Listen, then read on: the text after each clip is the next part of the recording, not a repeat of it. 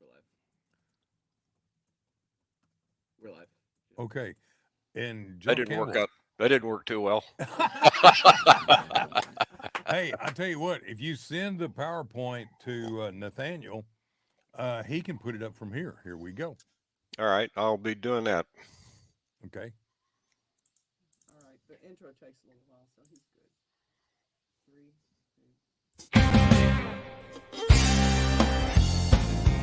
two. Welcome to the Veterans Impact Show, where our motto is Charlie Mike. Continue the mission. I'm your host, Jim Blythe, U.S. Navy Vietnam veteran and certified senior advisor.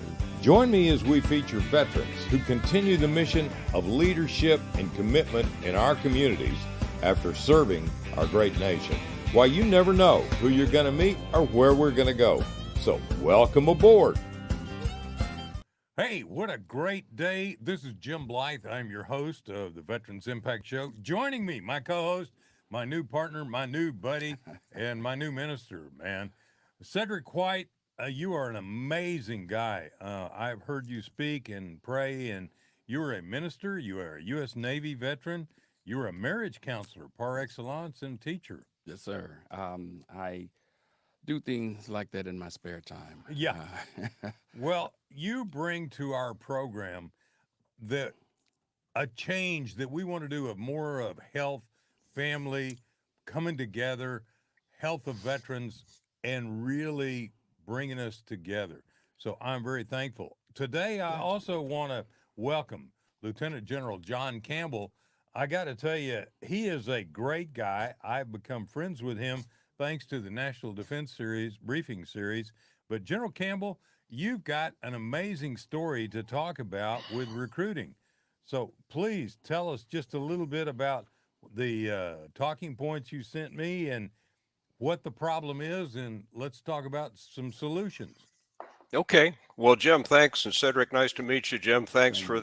the invitation. You guys do great work. And by the way, you mentioned the briefing series. We had a big fundraising gala on Saturday night, and it was amazing. We had Ross Pro Jr. and General John Abizade and General Buzz Mosley and uh, uh, honored Darcy Anderson, who's the vice chairman of Hillwood Corporation. And Darcy has done an amazing job over his career with veterans. So we got about 200 people there, and I think we made a fair amount of money. So it was a good event. But you've been a faithful supporter of that, and thanks for coming. Well, So we had a conflict that we couldn't do yeah, Saturday night, yeah, and sometimes things like that just happen. But yes, it is very, very, very important what you do with that series, and some of the people that we've had. Chris Cassidy, astronaut, Medal of yeah, Honor, talking about a Medal yeah. of Honor for Admiral Pat Walsh, who now is president of Cristo Rey and what he did. But let's talk about the thing that you've been asked to do by the Air Force Association in helping with recruiting. We've got a huge problem. So Yeah. I'm turning it over to you. Okay. Well, yeah, we do have a huge problem. It's been bubbling up now for a couple of years. It really has come to a head. Uh, we just finished FY23 in September. That's the fiscal year 23, and that was uh, the the benchmark for targets. And it was pretty obvious back in the spring of 23 that none of the services were likely to make their recruiting goals. Uh, and for the Air Force, we thought it was going to be about 3,000 short, and that's about what it came out to be. The Air Force was 2,800 short of its goal, which is about 28,000 people. Uh, the Space Force made their goal because the numbers are awfully small, and the Marine Corps made their goal. They made their goal by 21 recruits. So they were the only one of the major services that made their goal. And actually, there's some suspicion they might have fudged that just a little bit, but that's neither here nor there.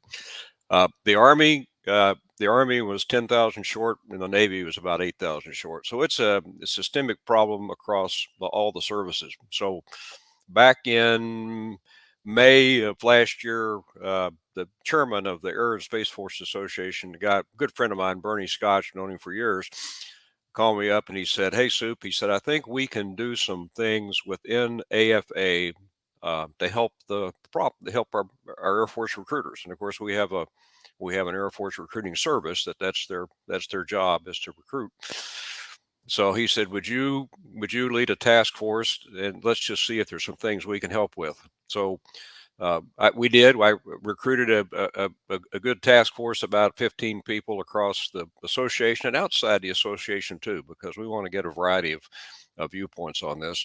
We spent a few months interviewing people and trying to scope out the problem and doing a reading. Of course, there's an awful lot published about it. And we came up with two main problems. And I don't know if Nathaniel got the slide deck, but I can just talk through it. So there are two problems. Yeah, there. Oh my, look at that. So let's go ahead, Nathaniel. Oh yeah, we've got it up. There we go. So there's the numbers for FY23.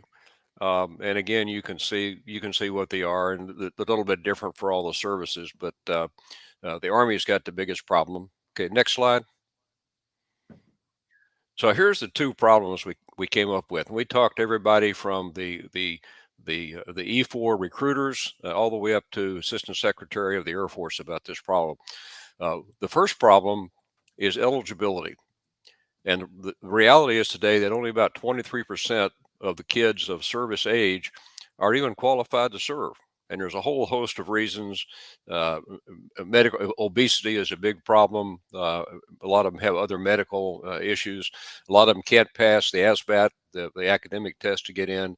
Some have outstanding legal issues, past drug use, all those sorts of things. So bottom line is only about a quarter of the youth are even qualified to serve. The other problem is that the surveys say that of that total cohort of 17 and 25-year-olds, only 9% say that they have any interest in serving.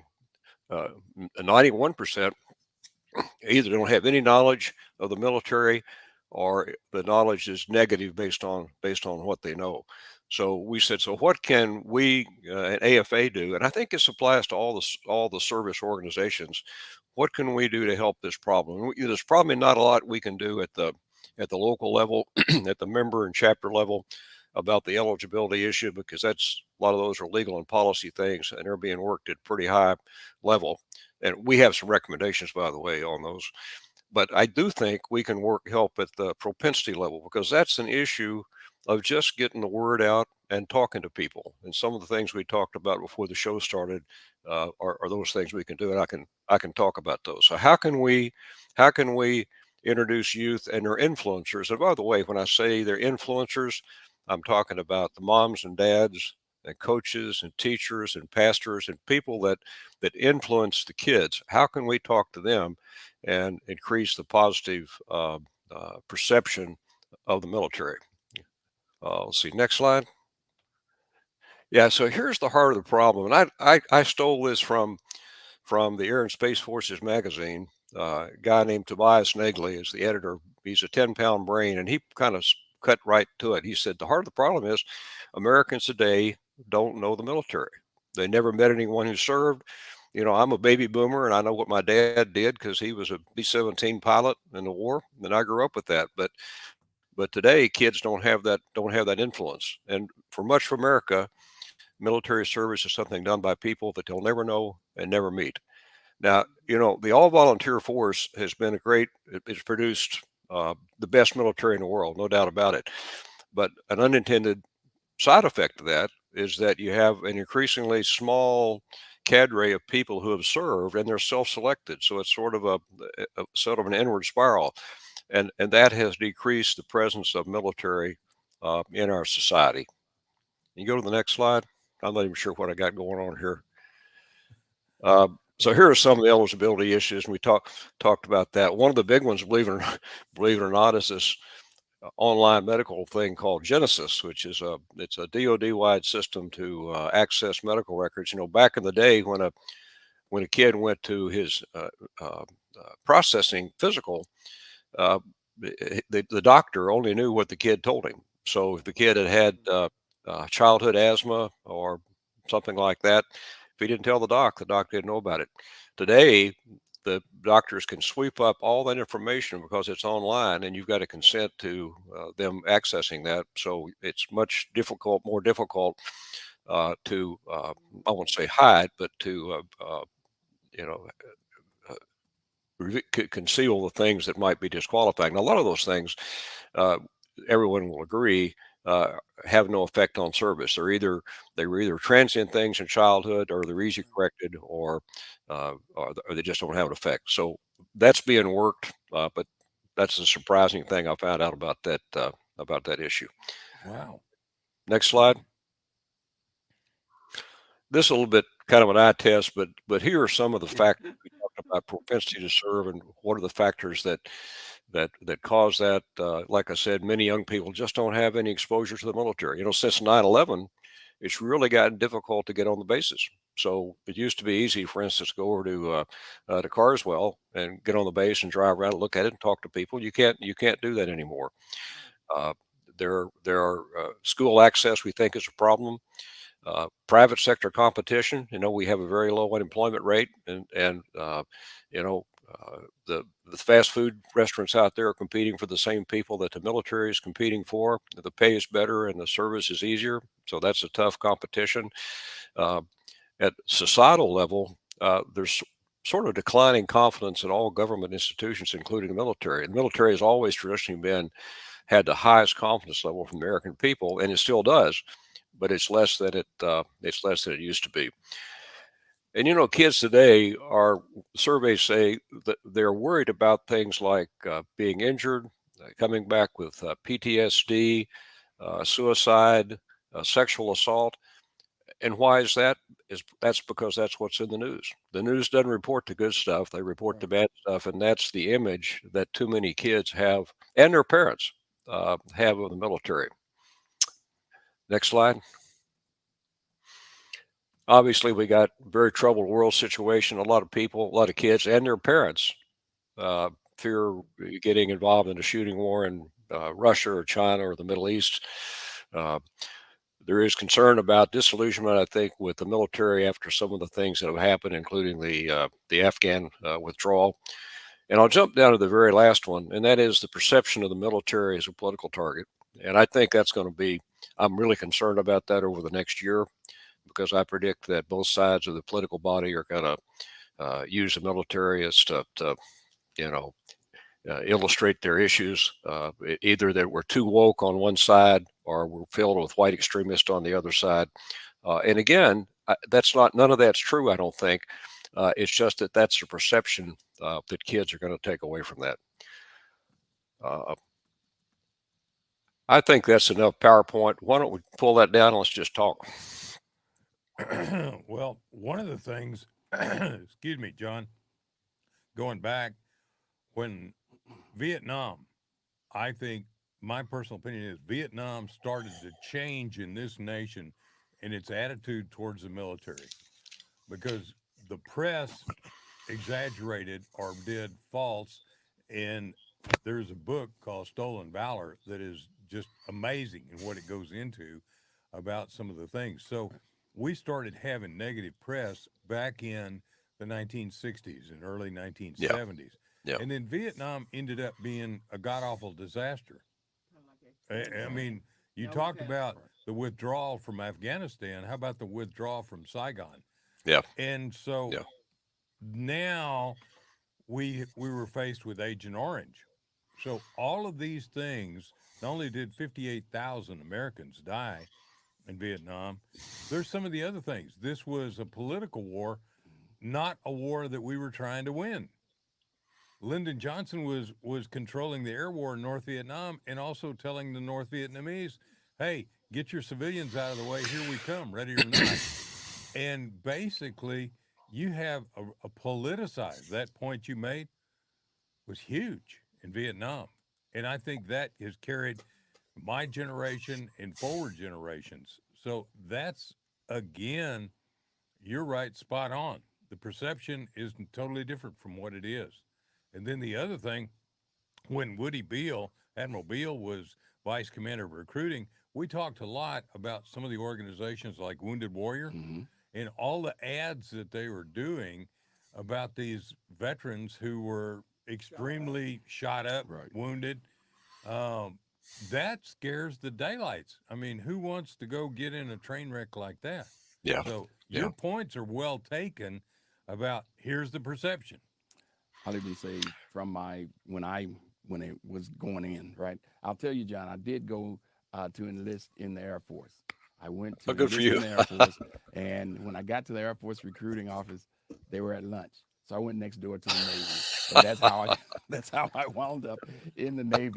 So, Luck but of the draw. yeah, but I'll tell you, my mom was 100% against it. And it wasn't that we had any previous relatives or anything hurt, but the people that we did see from the military was always the wounded guy. We never got the positive perspective. And so I was desperate for education. I was desperate for a job, and I was going to enlist. My mom cried for 2 days, but after I was there, after I had my Navy career and got out, my son went, my granddaughter went, all into the Navy. But there was someone there to talk to them positively about it. I get a lot of calls from my family as well as from other people in the community as a pastor, knowing that I am a vet, that want their children want to talk to someone who can give them a good perspective, a good outlook on what going into the military is about. And I think that's needed around. Absolutely. Yeah. Well, I don't know if you want to jump to, things, things we can do. I'll tell you what we're Yeah, I doing do. I want to have yeah. this be a call to action Yeah, to our well, brothers I and know you want to sisters. get there. So we're going to start. We're started within AFA, and again, this is an AFA centric thing because that's who I'm working for on this. But the first thing that I believe we have to do is increase. We just have to equip our members to talk intelligently about the situation. It's not sufficient to go out to a youth group or even go to a PTA meeting or Rotary Club and just say, "Boy, the military is great." You need to have a little bit more knowledge than that. So one of the things we're starting within AFA is what we originally called it a recruiting toolbox. Now we call it an influencer toolbox, but it's going to be on our website, afa.org, and it's set up to provide in a concise place the information you need to go out and be an effective advocate for military service. So here's an example.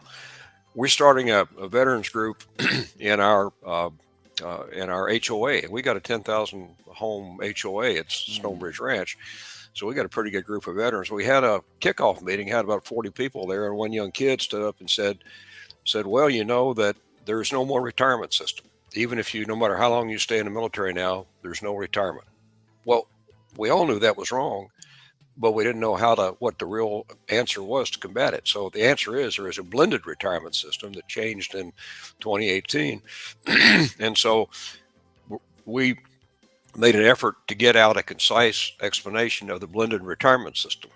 All right, tell you what, let's do. Let's take a break.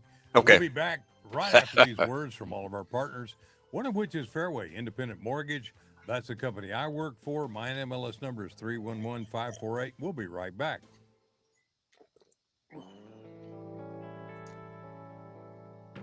Welcome back to the Veterans Impact Show. And thanks to our sponsors, Fairway Independent Mortgage and Lone Star Wealth Strategies. Now, let's continue this great conversation. This is Jim Blythe, U.S. Navy veteran. Joining me, Cedric White, if you haven't been here from the beginning, and Lieutenant General John Campbell, the Air Force Association, with great information about recruiting. And we're talking about some of the solutions. And I think that one of the things you were talking about, General Campbell, is this Armed Forces Association tool, the influencers tool. Give us information, give us direction. How do we discuss some of these things with people? Yeah. So just to recap, we're setting up this. It's a page on our website that's got the information you need to go out and be an effective advocate. So if you're going to talk to the Rotary Club, you get on there. There will be a sample briefing if you want to use slides. There'll be a sample script if you just want to talk. There'll be information papers that cover very concisely and correctly the key points that you want to make, so you can go out and say, here's the real story. Just things like the story I was telling about the blended retirement system. That's such a key piece of military service, and yet very few people, particularly of my age, that retired in 2003. I didn't understand it, but it's an important thing. So we want to equip our members to be effective advocates.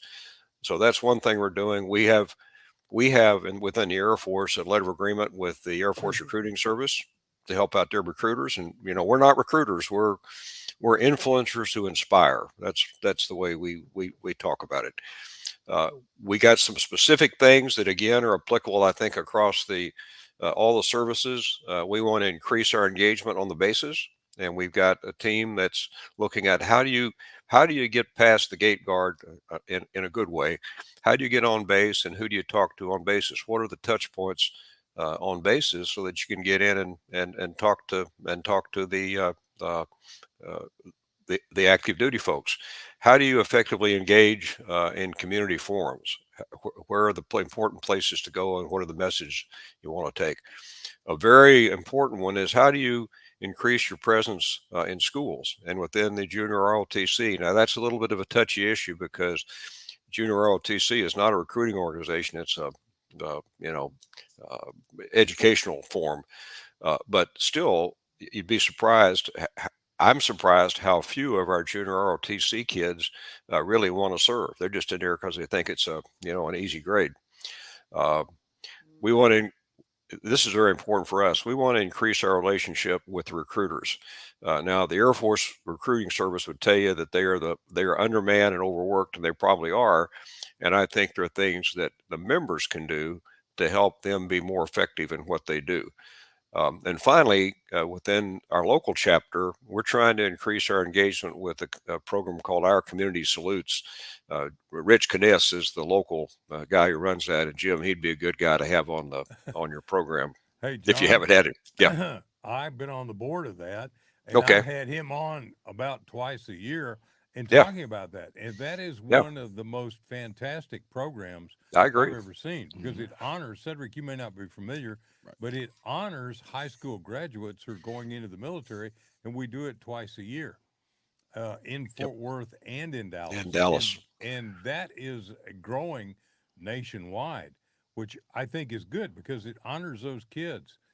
as they're going in. Yeah, they're going as in, they're right. going in. And I think that's good. I think some of the other things, though, that you're talking about being influencer, that's one of my great points of we want to change the perception of veterans in the military. We want to change the perception of being, I'm sorry to say this, but PTS, riddled, Wounded. wounded, Right. Yeah. sitting at Yeah. the bar, drinking your scotch and talking about what I did back in whatever. Yep. Yep. That perception really doesn't exist anymore. Or, I mean, that action doesn't exist anymore. Yeah. In the organizations I see, like yours, Navy League, Marine Corps, look at what the Marine Corps does in terms of Toys for Tots. And maybe that's one reason why they have an easier time recruiting. The other thing is we need to get the word out. For instance, our Joint Reserve Base, which has all of the services in reserves there, is going to have a Blue Angels Air Show April 13th and 14th in Fort Worth. That's how we get access to the base. They're Yeah. opening it up for that. Yeah. Yeah. And we need to Yeah. tell people about that. Most people don't even know about that. Yeah. Yeah. Well, lots and lots of young men and women will tell you that the reason they're serving, and the reason, particularly the aviators, because they went to an air show. They saw the Thunderbirds, the Blue Angels, or met some young pilots, and that inspired them to want to follow that path. And I tell I tell our AFA brethren, I say, uh, it's going to be hard to measure what effect we have, because there's no metric that helps you other than the gross recruiting metric. It's hard to measure, and the results are going to be submerged in the bigger societal trends. But every kid counts, and if we do our best and get out there, even if you can't measure it, it'll be effective. I think this is really true. One of the other things I'm going to ask about and learn about is mentoring programs, especially in some of the lower income areas. For instance, Admiral Pat Walsh is president of Cristo Rey. He was 4-star and Pacific Fleet Commander. You know him, Yeah. John, and Yeah. what he's doing with his college prep school is amazing. 100% of those kids are graduating in one of the lowest, highest crime areas of Dallas. And I think that this is the sort of thing that we need to promote more. We need to let people know across the board this type of thing is going on, and get out there and get involved. And again, the other thing is, I think in many of these single parent family deals, Cedric, wouldn't you agree I would. that if we can be a mentor to a kid, we might be able to solve some of those educational problems, some of those qualification problems by helping them. And that does two things. A, helps the kid. B, gives them a relationship with one of us who have served. And C, it helps bring our communities together. Because one of the things, whether it's Air Force, Navy, Marines, Army, we all came together. That's right. We all learned to work together. And that's one of the things this nation needs right now more than ever before, is coming together. Yeah. We're gonna take a break to hear from all of our sponsors and come back. We're going to be talking more with John Campbell, not only about recruiting, but about some of the wonderful initiatives that the Air Force Association is doing and other organizations are doing to bring this nation back together. We'll be right back after these words.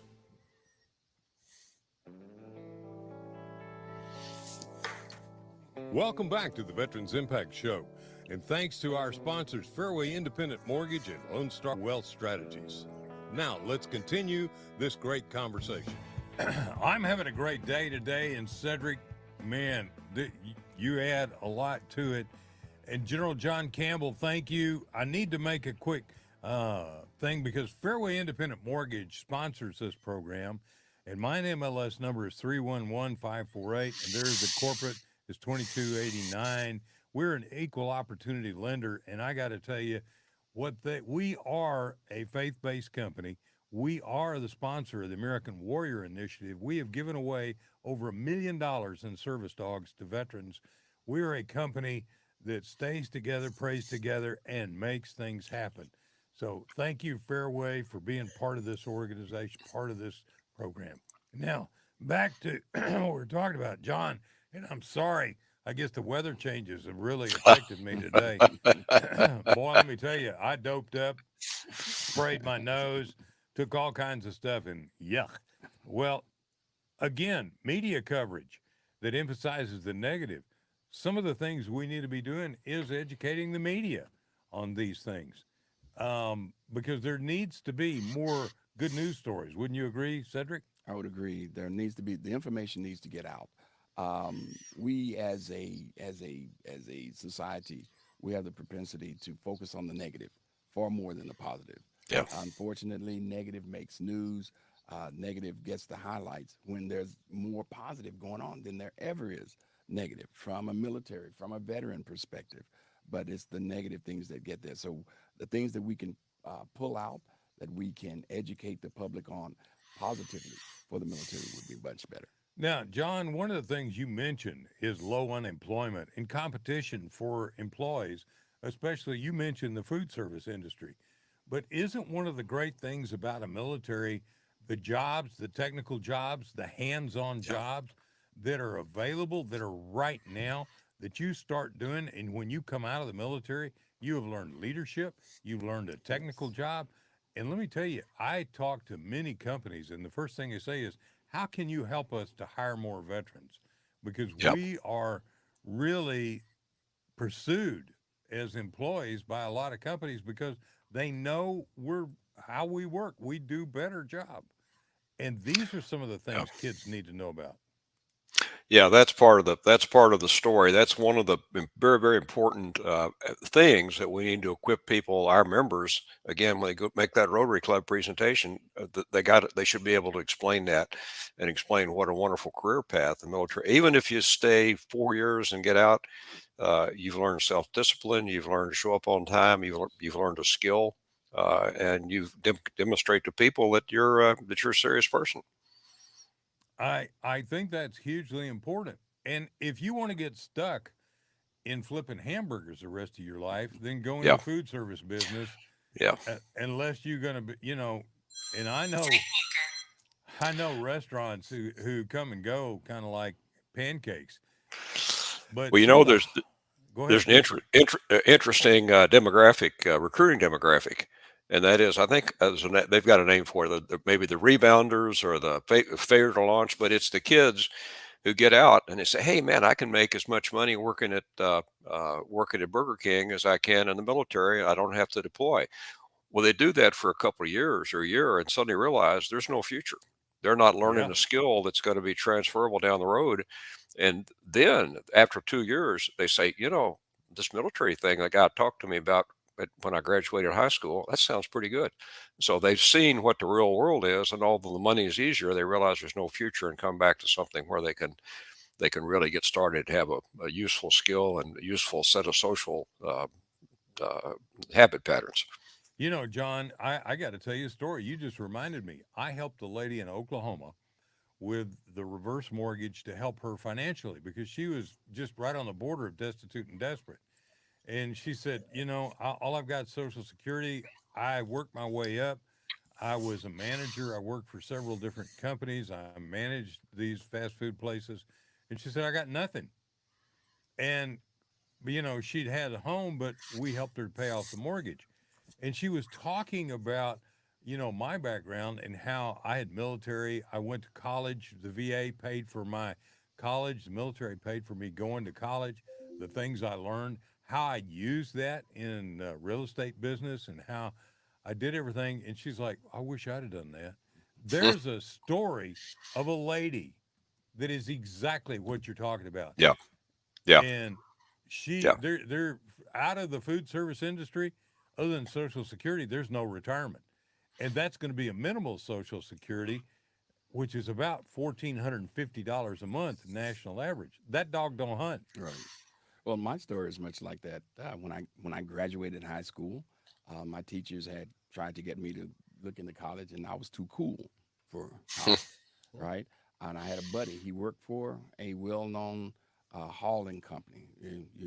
You might haul it yourself, and he uh, he was a manager there. And he hired me out of school, and this is Texas summer, and I realized at the back of old guy's truck when I was connecting a trailer in the heat that this was not where I wanted to be, and that was the deciding point for me to go and enlist. I said I need someone that's going to give me an education and someone that's going to pay me a good wage. And that again, that was my deciding factor. Just what you're saying. Thank God it didn't last all the way to 30, 40 years at working in the food industry. But now the military is doing. I can say the military is doing more for me now than it even did when I was in. That's what's Yes, wonderful as a vet. yes, and I'm a 4 year guy. I did 4 years on aircraft carriers in Vietnam, and when it says minimum wage, it means minimum wage. Now, if you go to military.com, you can actually look up what the pay scales are, Right. and they're pretty good. Yeah. Now, if you go, okay, here's what you get per month, but you get food, you get clothes, you get housing, you get this, you get that, Education. and if you deploy, you get this and that. Let me tell you the other thing. All three of us had chances to go to places in the world and meet Yes. people and do things that you ain't gonna get at Burger King, Yeah. right? Right. Yeah. Let me give you one. I started on the blended retirement system. I won't bore you with it, but Please it do. but that's a significant incentive now, or should be, if we can explain it. But traditionally, when we were in, if you didn't serve 20 years and retire, you had no benefits when you left. They just gave you a pat on the back and a DD 214 and said thanks for your service. Now, when you enlist or commission, you were enrolled in the thrift savings plan, which is I'm sure them, a family of plans that which you Mm-hmm. can invest money, and they've done pretty well. And the government will match up to 5% of your contribution. And if you get out short of retirement, that's all portable. That all stays with you. So if you're in for 10 years and you get the maximum match, you come out with several $100,000 which is a pretty darn good start. Now, if you stay 20, then you get the traditional retirement system. It's decremented just a little bit, but that's a big advantage because it speaks to exactly what you're talking about. You've learned a skill, you spent several years, and you come out with a chunk of change in your pocket to get you started on your next second career. Well, And let that's me something throw, we don't talk about. yeah, let me throw something else out, John. And I didn't realize this. When you're in the military, you actually pay into Social Security. Yeah, True? I think so. So let's say you spend 10 or 15 years in the military and you've got a really outstanding technical job. Let me tell you, they're paying six-figure salaries to guys who have the capabilities to do some of those jobs.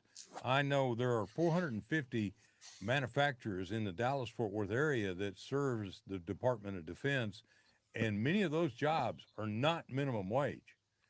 And when you start putting that together and you go over, a 50-year period, a 40-year period, and it's hard when you're young to think about that, but all of a sudden what if you end up with Social Security, military retirement, and then a corporate retirement or corporate savings? All of a Yeah, sudden, you've got yeah, three retirements, yeah, and you've got a retirement that you don't have to worry.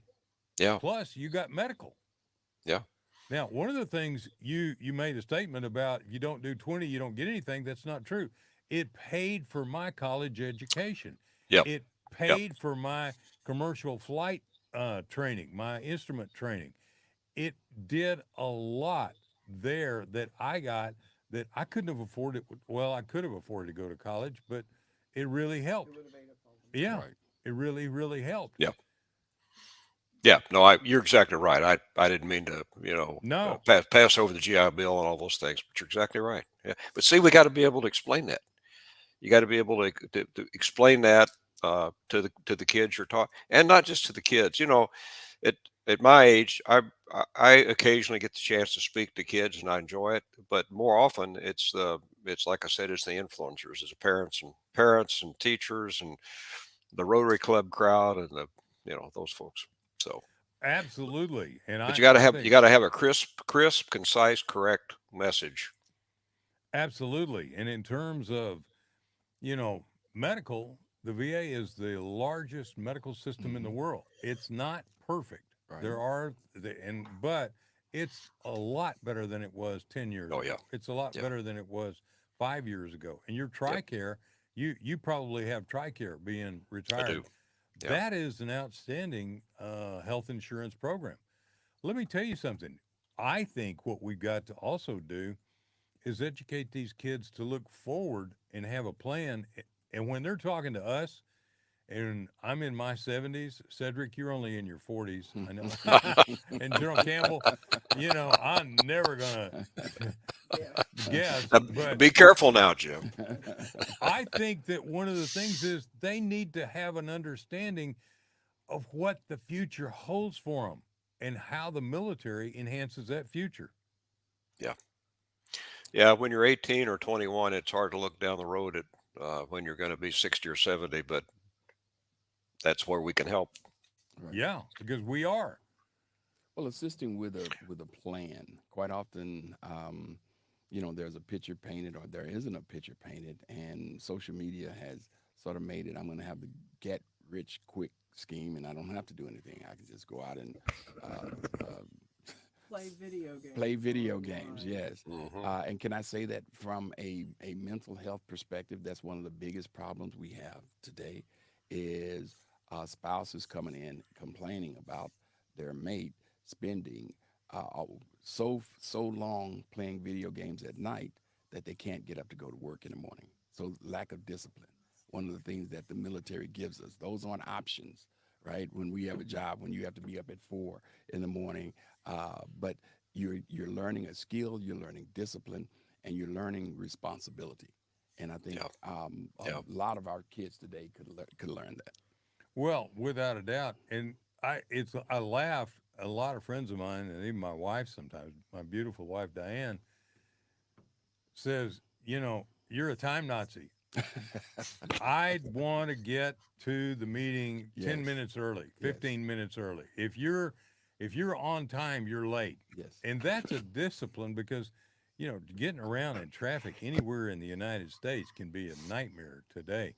So planning for that and planning. And the other thing too, Cedric, you brought this up, the brotherhood. Yes. Yes.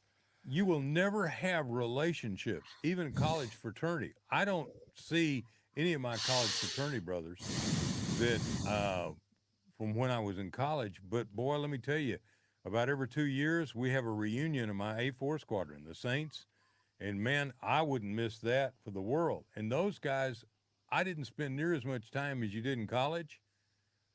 But the time we spent together on the Oriskany and the Hancock during Vietnam and war changed us. We were brothers. Yes. We were a family, and we were dedicated to watching one another's back. I would cover for you. I would live or die for you. When I got out into civilian, into my corporate job, I was shocked because it turned from brothers watching over one another and caring literally to the death to dog eat dog. And if I can mess you over in any kind of way, it would happen. And it took a while for me to make that conversion to understand that, hey, these aren't a lot of these people, not all, but a lot of them didn't have that coverage, that care, that community that we had in the military. And I think, John, don't you think that was one of the most important parts of the military was the community? Yeah. The brotherhood? Yeah. Yeah. I mean, all sorts of surveys show that in battle, the thing that keeps people going is not the mission they were given by some headquarters. It's a loyalty to the man on your right or left. You don't want to let your brothers down. And that's the unit cohesiveness and effectiveness is all based on your loyalty to your teammates. Absolutely. And that's what makes the difference. If you watch even a professional football team, if you've got somebody who really leads, and I remember Roger Staubach really well, who was a U.S. Navy Academy graduate, spent his time in the Navy. That was one of the best professional football teams we've ever seen. And I think a lot of it was because of his leadership, as well as the talent and the people that were drawn to that team. And that's a military in a absolute huge, right in our face. Right. Yeah, no, I agree. I don't know if you want to. I know you said you saw this as a call to action. Yes, I do. I've got this. I've come to believe that we need to have number one. We need to have some kind of ethic that says national service is important, and not everybody is going to be qualified or fit for the military for a number of reasons, and that's okay. Not everybody's got to be a rifleman or a fighter pilot. But I do think that we ought to be working on an ethic that says everybody needs to give something back to the country. And I haven't quite figured out what that is. I want to mention in just a minute something I'm intrigued with. But I remember reading when I was a kid. I was a science fiction fan, and Robert Heinlein was one of the guys I read. And there's a famous book that's been made into a movie, Starship Troopers. But in the the society in which they came from, you got to be a citizen by serving in the military. That's right. That movie was kind of a comedy. That was the movie was. The movie was a parody almost. It wasn't really based on the book. Yeah. All right. Hey, we're having a great conversation. We're going to wrap it up as I bring this program back into the dock here after a break to hear from all of our partners. Again, thank you to Fairway Independent Mortgage. Thank you so much, Cedric, for your involvement and what you're doing. And we're going to be talking about your website and some of the training that you've got to bring families together. That's what I think we should be doing as veterans. Bring this nation together. Come together and show them how to work together instead of being activists that try and pull us apart. This is Jim Blythe and Cedric White with Lieutenant General John Campbell, and we'll be right back after these words from all of our partners.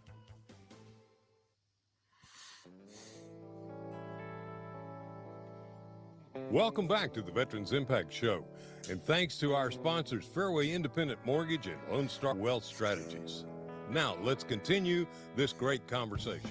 Well, when I say call to action, I want to ask you to please subscribe to our YouTube. Go on the internet, DBTV. We are on Amazon Fire and Roku, and we're about to have another major announcement of another major network they're going to be joining. This is great. And AUN TV out in California, thank you for carrying us. Thank you for giving us a chance to talk into your community and help bring us all together. I think it's important that we work together, whether it's Air Force, Navy, Marine Corps, Coast Guard, doesn't matter. We all serve and work together, even Merchant Marine. That's pretty Right. amazing, too. Right. Yeah. So, Cedric, I think it's really, really important, especially tell us real quick what is your website and what events have you got coming up for people to get marriage counseling and training? Our website is Healing Thine Heart. That's healing as HEALING, thine, THINE, hearts, HEARTS.org. And we have a training coming up here in the Addison, in the Dallas area, at the Cohen Clinic. And it is a active and veteran marriage retreat for couples, for individuals, to teach them regarding relationship issues that we encounter in the military and out of the military. We have a big portion of our training that's talking about boots on and boots off, Mm-hmm. where you understand there's a time to be totally military minded, and then there's a time to where you don't throw away your training, your discipline, but you do have to take into consideration the civilian aspect, the spouse, the children, the community. Okay, and we want you to go to Healing Thine Heart's Ministry. And General Campbell, you mentioned that you had with the Armed Forces Association a PowerPoint, a training for being able to speak to groups. And now, how can we find that? Yeah, it's we are in the process of getting it. I think it's just implemented on the website, but it's not ready for use yet. But that's a goal for the next call it 30 days to start populating that. And again, that's a set of resources you can use to be an effective advocate and influencer. And we're populating that, by the way, with mainly material from recruiting service, because they've got all that stuff done. We want to put it in one place and curate it so that it's the right approach for our members. And when we have that ready to go, I'll send you the link to it. And it's not just for AFA members. My view is let's make it open to the public. So if you want to go in and learn about retirement benefits, you can go right to that place and get the current info. It's not ready, Yeah. but it will be in 30 days. Yeah, and when we were talking earlier about retirement and the misunderstanding, is saying you were at a meeting and somebody said, "Hey, we don't have retirement in the military anymore." That's not true. And No, you can no. put together a tremendous retirement, but you can also get an education.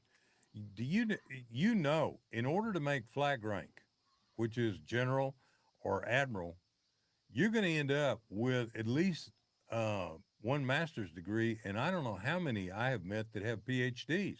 Yeah, And yeah, education is important. That's something as military we can be mentors. Yes. We can find Yes. in some of the materials to help these kids in school in single parent families understand mathematics, understand science, understand English, and being able to go. And we need to help be able to communicate to those kids that we're here for them. The best way to do that is one on one.